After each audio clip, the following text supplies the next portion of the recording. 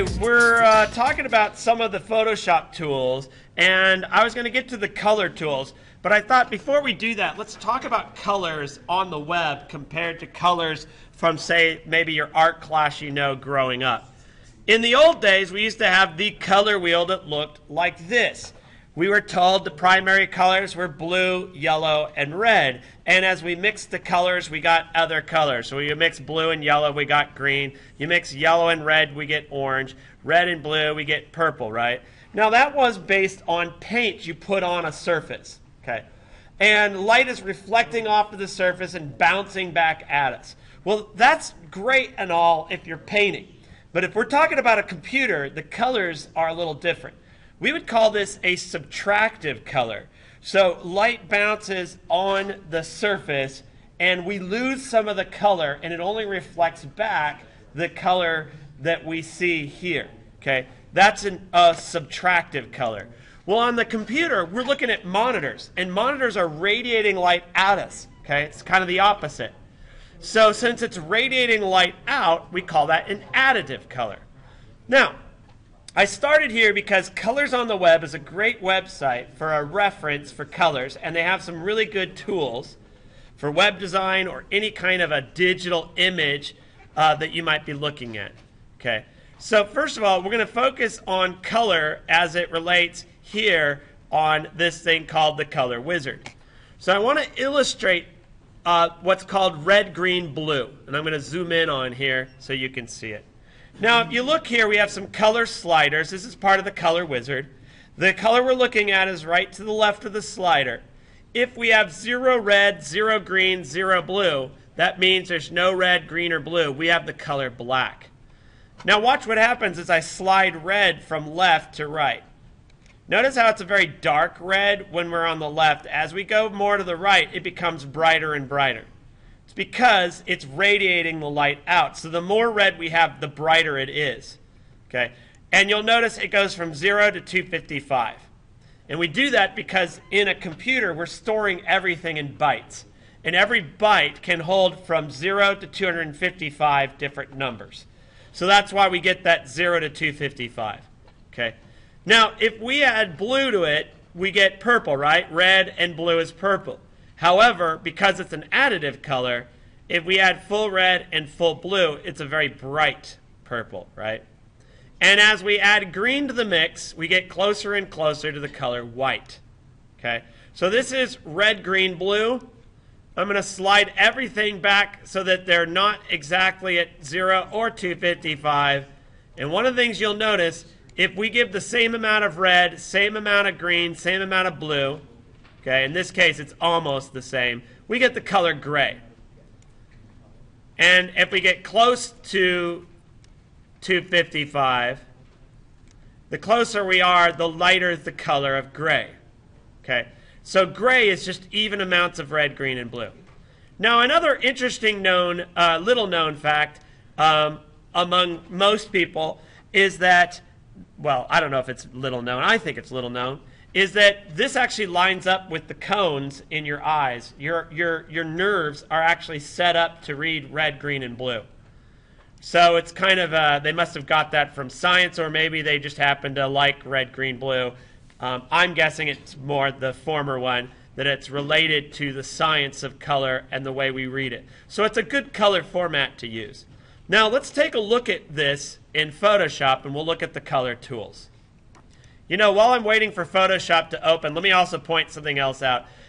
This is designed for colors on the web. So on websites and digital graphics, you will note the red, green, blue. The other color system you should look at is this, which is called Hexadecimal System. And you can enter the hex code in here, and you will see these hex symbols on the web a lot.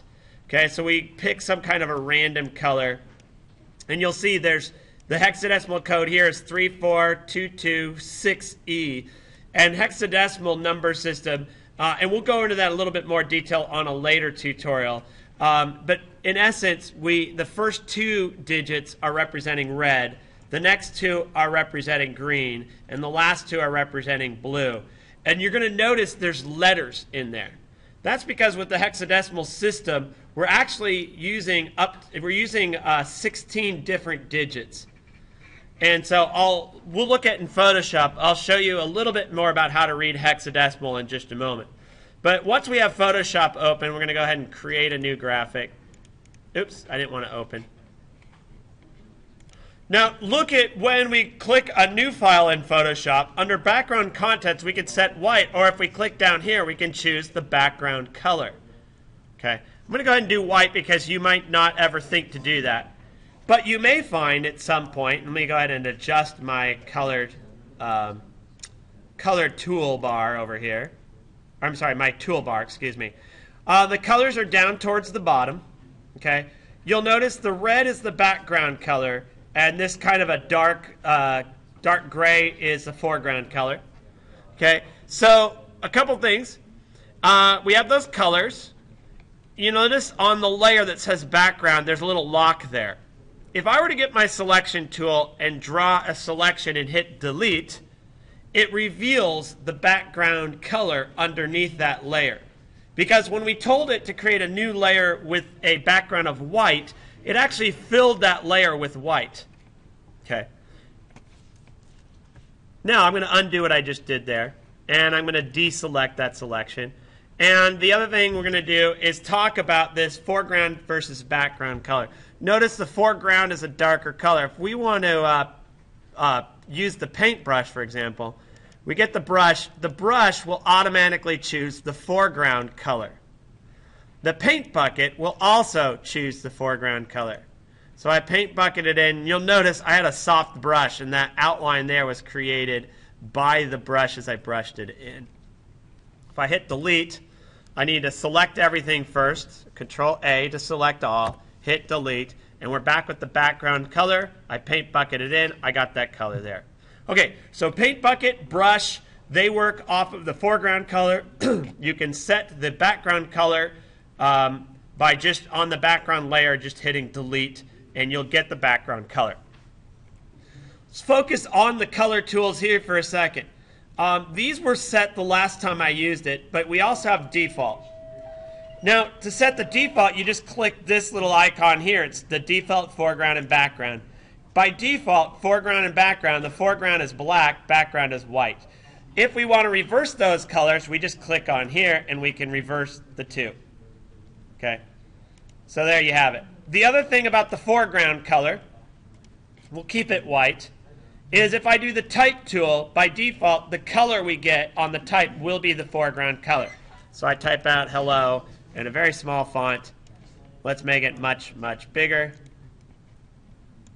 You will see that it's got the same color as the foreground color. And that's a default setting on there. Okay, so we talked about default colors, we talked about switch. One more thing I want to show you before I go any further is I want to talk to you about gradients. Now I'm going to create a new layer, and I'm going to create a gradient right over the background. And when you choose the gradient tool, the first preset right here on the upper left corner, that preset is going from foreground to background. So if I change my colors in here, I click OK, notice my gradient changes to reflect that.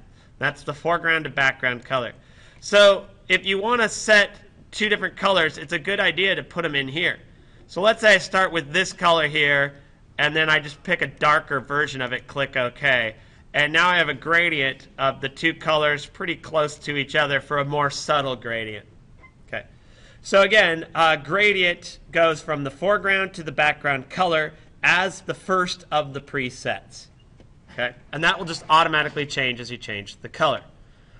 Now the next thing I want to do is kind of the last thing I want to talk to you about is the color picker itself. And so we'll just kind of focus in on the color picker. Number one, we have all kinds of color schemes available in the color picker. We have HSB, which I think H is for hue, S is for saturation, B, I'm not entirely sure what that's for. Balance, maybe. I don't know. If I hover it, doesn't really tell me. 0B or 100% ZB looks like that. 0 is black. So who knows? You guys can go figure that out. I do know this is red, green, blue. Notice, remember I told you those values from 0 to 255? Let me show you something real quick. If we type 15, 15, 15 on here, red, green, and blue, you will notice down here where you have this little pound sign here, this is the hexadecimal code. Remember I told you the first 2 digits are red? Okay? Notice when I put the number 15, that in hexadecimal is 0F. Basically, this is base 16, which means we have 16 different digits. And of course, in our numbering system, we just have 0 through 9, and then we're out of numbers, right? So for hexadecimal, if we want to represent a number greater than 9, we actually have to use the alphabet to do so. So the number 9, of course, would be 0, 9. Notice red is 9. Now notice what happens when I go to 10. So the number 10 is 0A. And remember, 0 is just like nothing in this, and we call that the 16th place. Okay, so we have a 0 in the 16th place and an A in the ones place, and A is the same as 10. We go all the way up to 15. That puts an F. Now watch what happens when I go to 16. I type 16 in here. Now it's 1, 0. That's because we have a 1 in the 16th place.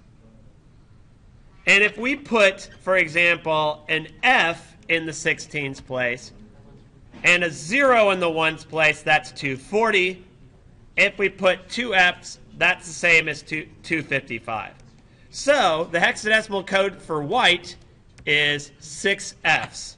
FF, FF, FF. Okay? And so there we have red, green, blue. Now for those who are doing printing, you may be more familiar with this scale, which is the Cmyk, for cyan, magenta, yellow, and I forget what K even stands for. It's one of those other values that mixes, I don't know if it's opacity or what it is, but it has that particular value as well. The other thing you might be interested in is we have other color libraries. Okay, so if you are familiar with Pantone and doing paints, Pantone makes paints, I believe, so they have a whole system, and I don't know how they number it, but you've got all kinds of colors on here.